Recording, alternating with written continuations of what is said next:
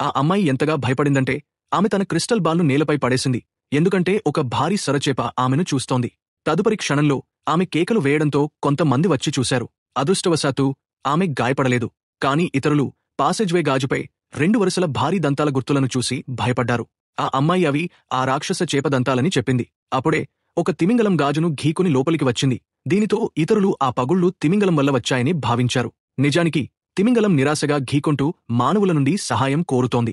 అకస్మాత్తుగా సొరచేప మళ్లీ కనిపించి తిమింగలాన్ని సగానికి కొరికేసింది. అప్పుడు వారికి తెలిసింది, వారు ఎదుర్కొంటున్నది ఇప్పటివరకు జీవించిన అతిపెద్ద సొరచేప మెగాలోడన్. ఇది 20 లక్షల సంవత్సరాల క్రితం అంతరించిన పురాతన జంతువు. దీని తిరిగి రావటానికి కారణం, కొంతకాలం క్రితం సైంటిస్టులు మరియానా ట్రెంచ్ దిగువన ఒక పురాతన ప్రపంచం ఉనికిలో ఉందని కనుగొన్నారు. వారి అనుమానాన్ని ప్రూవ్ చేయటానికి సైంటిస్టులు ఒక మినీ సబ్మెరైన్ను పంపారు. పైలట్ నియంత్రణలో వారు కొత్త ప్రపంచాన్ని కనుగొన్నారు. కానీ ఈ అన్వేషణ వల్ల వారు మెగాలోడన్ను నిద్రలేపారు.